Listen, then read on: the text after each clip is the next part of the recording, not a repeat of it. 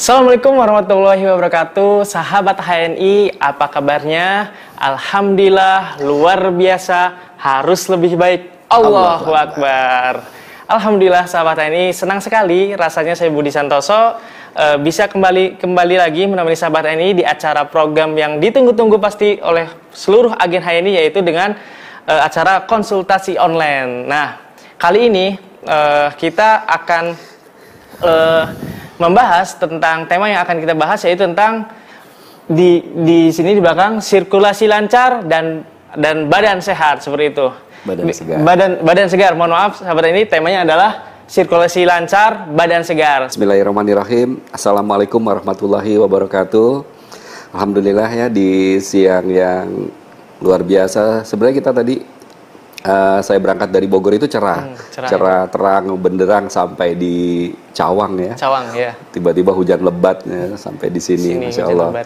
Ya, jarak yang nggak jauh berbeda, tetapi cuaca yang berbeda ya. Mudah-mudahan semua sahabat HNI dimanapun berada juga Allah berikan kemudahan ya untuk hari ini menyimak satu materi lagi tentang sirkulasi lancar badan segar nih. Apaan sih yang dimaksud dengan sirkulasi lancar badan segar? Semoga kita semua juga selalu Allah jaga ya. Amin. Dengan kesehatan dan kebugaran tentunya. Juga kita bisa ajarkan atau aplikasikan ilmu-ilmu yang selama ini kita dapat kepada keluarga, orang-orang yang tersayang, orang-orang yang tercinta. Dan kalau mau mendapatkan amal jariah yang berkepanjangan, ya tentunya ayo bagi-bagi ilmu yang manfaat ini kepada orang-orang yang ada di sekitar kita tentunya. Baik, insya Allah di siang hari ini saya akan sedikit berbagi ilmu tentang sirkulasi lancar, badan segar gitu ya.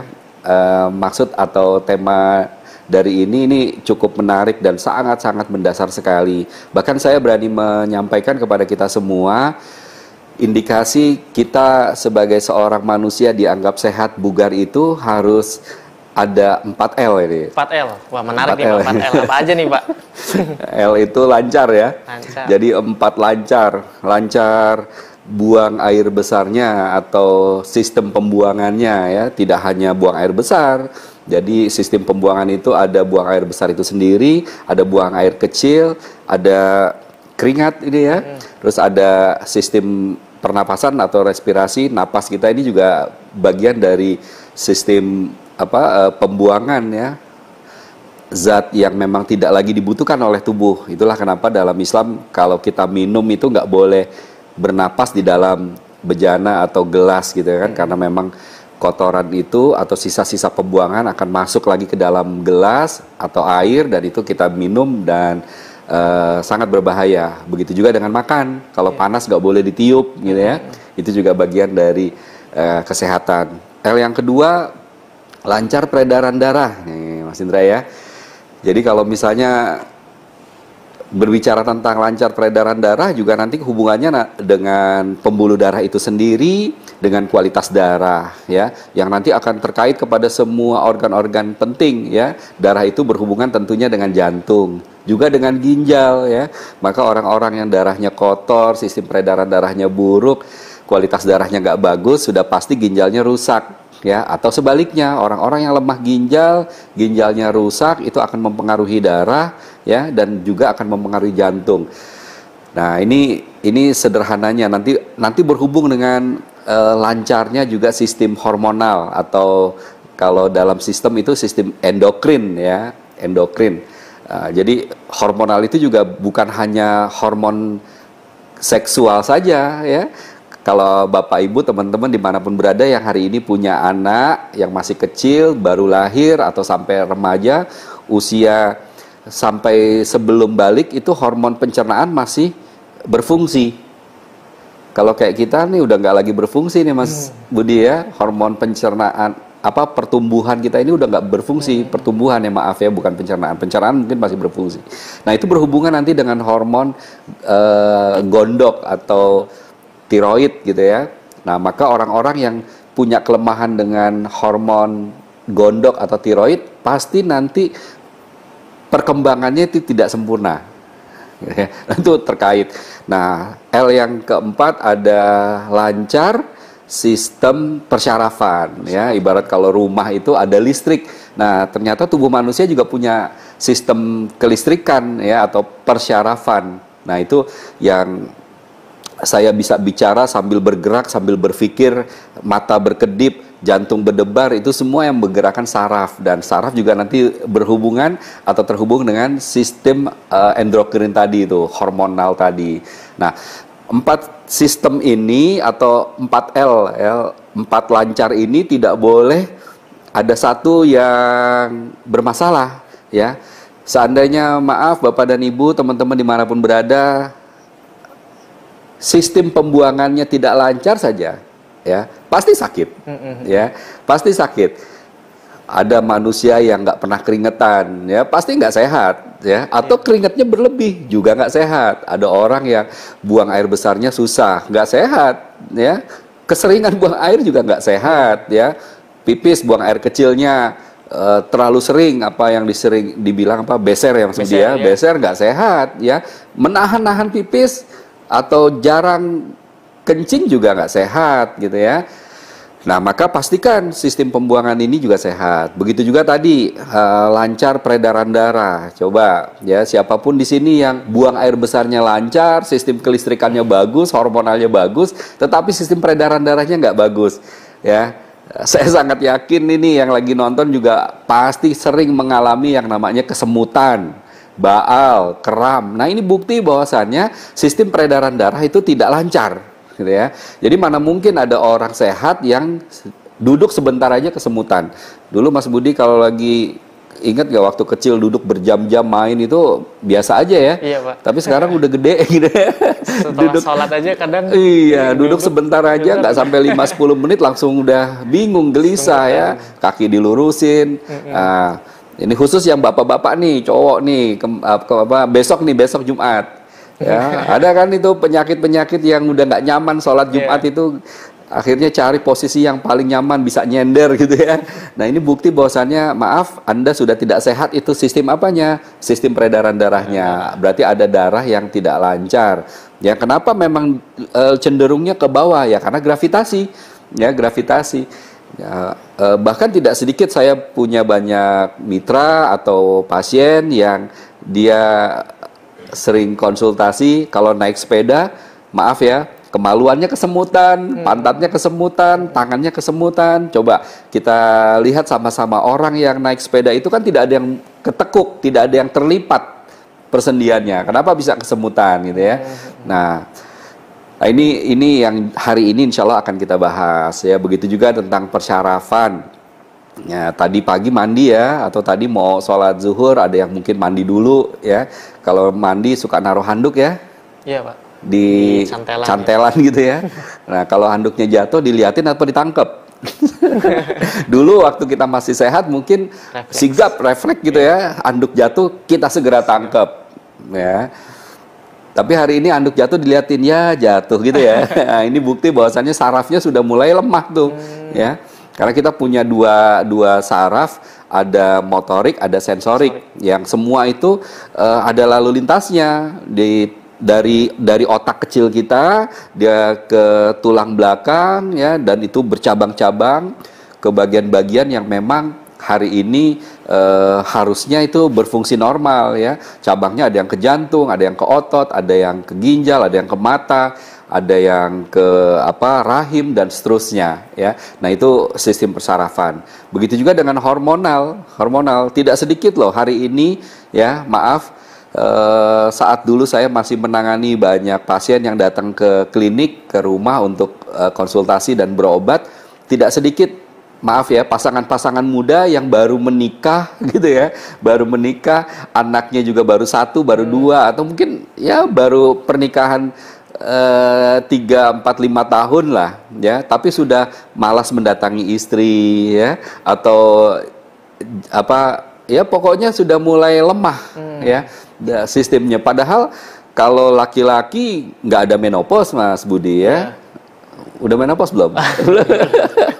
Laki-laki nggak ada menopause, dia sampai umur berapapun harusnya sanggup siap untuk melayani istri gitu ya. Tapi kalau perempuan ada batasan ya, secara ilmiah perempuan itu sebenarnya bisa dia bertahan sampai usia 60-65 tahun. Tapi di Indonesia ini menjadi manusia langka itu. Ya, kalau wanita menopause di usia 60-65 ya, hampir rata-rata sekarang usia 40-45 paling banter itu 50 tahun udah menopause. Nah, ini maaf ya untuk para wanita, menurut saya itu rugi besar, rugi banget ya. Harusnya bisa dia berusaha untuk hidupnya lebih sehat dan menopausnya itu nanti di usia sekitar 60-65 ya.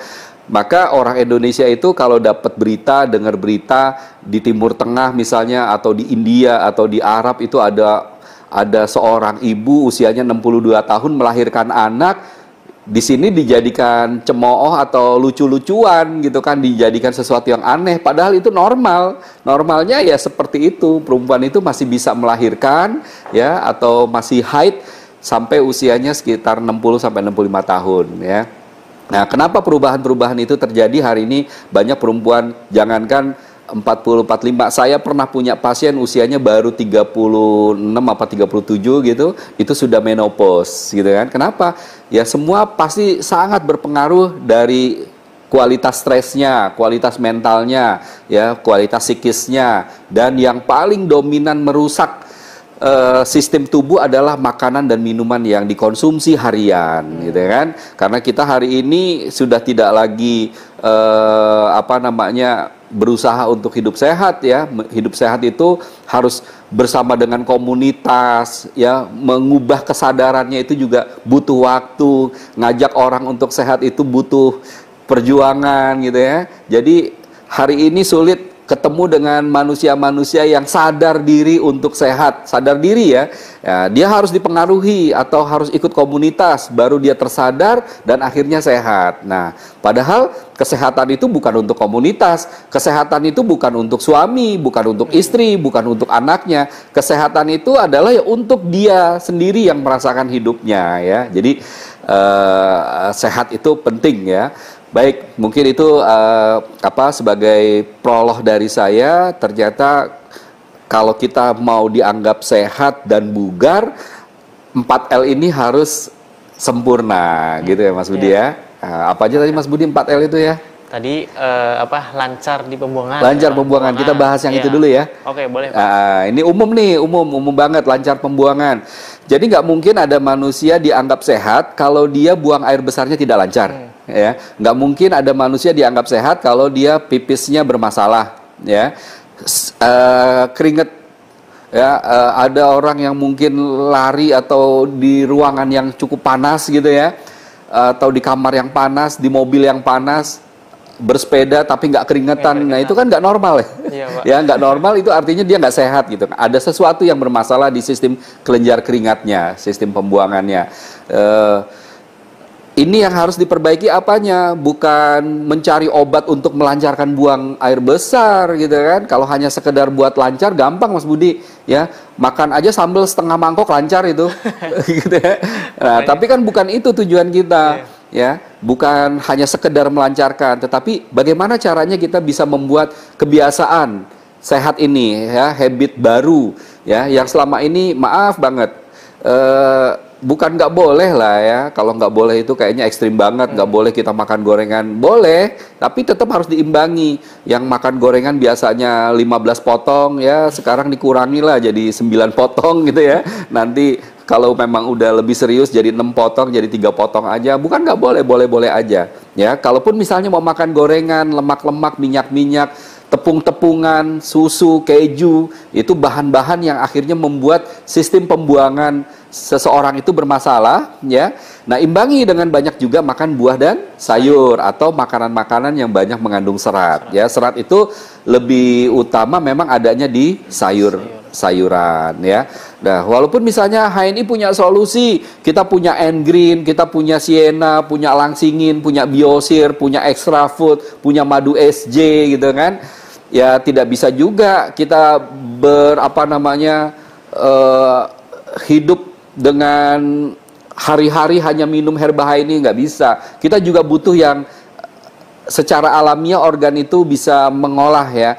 Jadi contoh begini, misalnya Bapak Ibu makan sebuah anggur atau sebuah apel dengan cara dikunyah, ya, dengan cara di blender, itu berbeda hasilnya.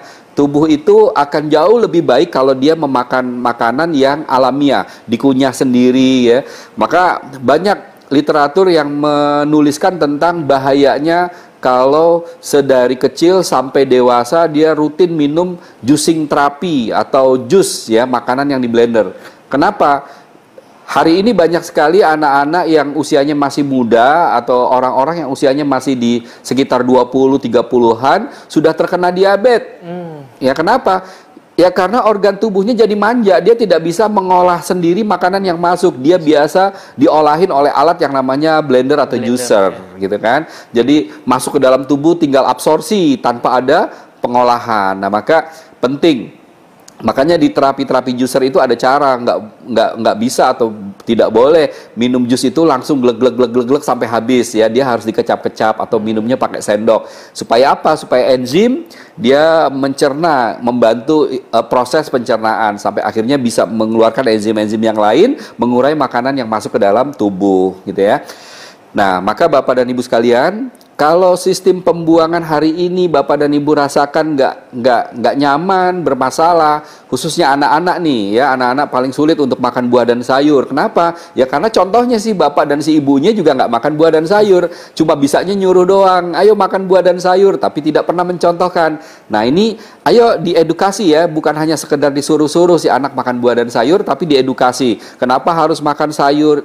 Kenapa harus makan wortel, kenapa harus makan bangkoang, kenapa harus makan labu siam, kenapa harus makan mangga, ya. Hari ini lagi musim rambutan, kenapa harus makan rambutan, gitu ya, kenapa harus makan jeruk, dijelaskan. Mungkin hari ini anak Bapak Ibu nggak mudeng, ya, belum nyambung dengan edukasi, tetapi insya Allah itu akan terekam. Suatu saat nanti saat beliau dewasa, beliau akan lebih memaknai, oh ternyata dulu Abi sama Umi, ayah dan bunda sering menceritakan tentang manfaat-manfaat buah dan sayur, ternyata ini loh manfaatnya. Setelah mereka dewasa, nalarnya sudah mulai bermain, sudah mulai lebih cerdas, insya Allah perkara rasa saat dewasa sudah mulai toleransi. Hari ini mungkin anak-anak carinya semua yang enak-enak, gitu ya, yang rasanya enak maksudnya. Nah, maka perhatikan nih, ya, perhatikan suaminya, istrinya di rumah, anak-anak di rumah, orang tuanya di rumah, sistem pembuangannya lancar atau enggak. Yang dibilang lancar itu seperti apa sih? Kita manusia buang air besar itu dianggap lancar kalau bisa sehari 2 kali, pagi dan malam, ya. Nah, pagi dan malam. Pagi itu punya kebiasaan yang berbeda-beda. Ada orang yang buang air besarnya sebelum subuh, ada yang setelah subuh, atau ada yang sebelum mandi, ada yang setelah mandi, ada yang sudah sampai pagar mau berangkat kerja dia balik lagi, ada yang nanti di kantor. Nah, itu tergantung kebiasaan aja. Yang penting pagi itu dibuang. Kenapa? Karena memang itu sisa-sisa kemarin, ya. Nah, malam juga dibuang sebelum tidur, gitu kan.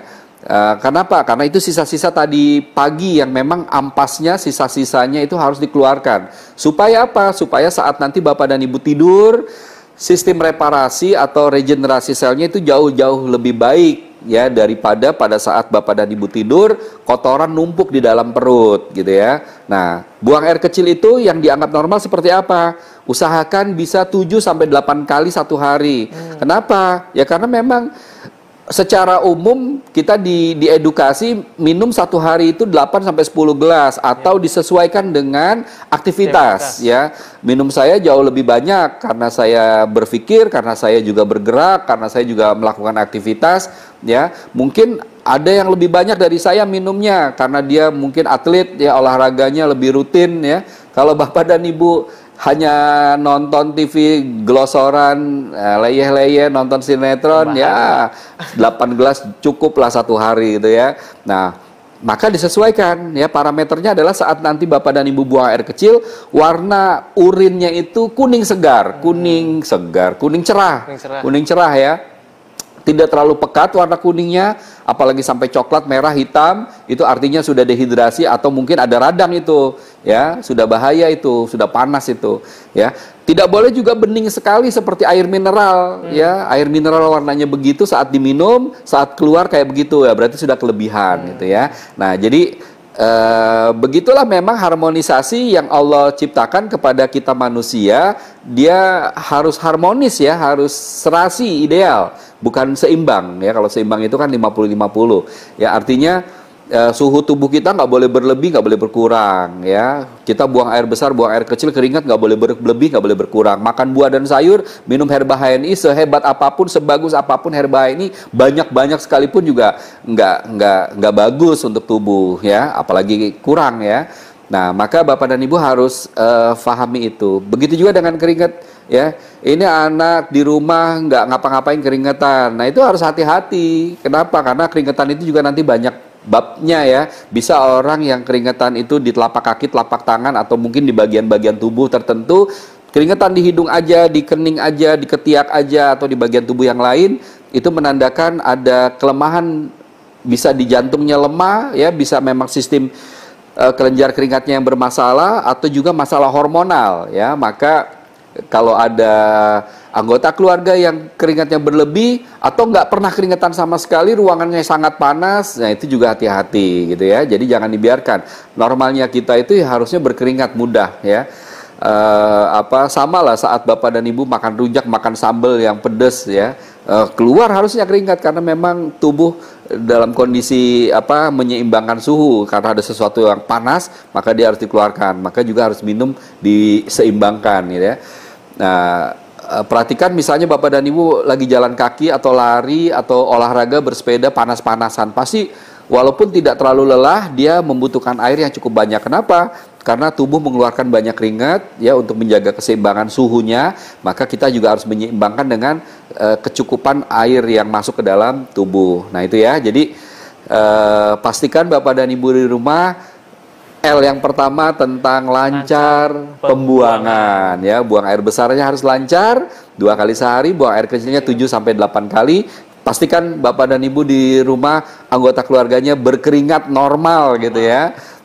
Artinya nggak dingin-dingin banget, kedinginan. Nah itu saya sering membahasakan orang yang sering kedinginan itu kurang gizi gitu ya. Kurang gizi ya.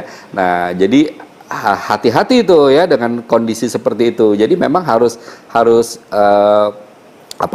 keberadaannya itu harus harmonis ya.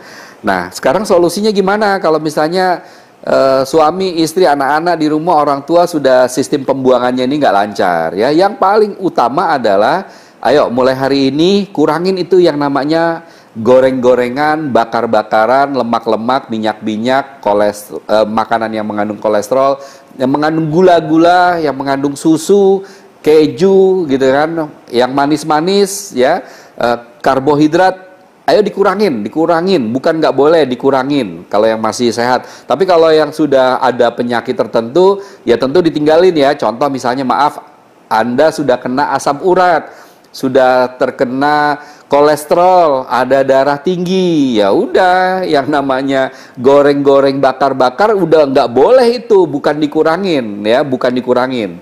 Karena kalau dikurangin itu relatif jumlahnya, tapi benar-benar nggak boleh ya.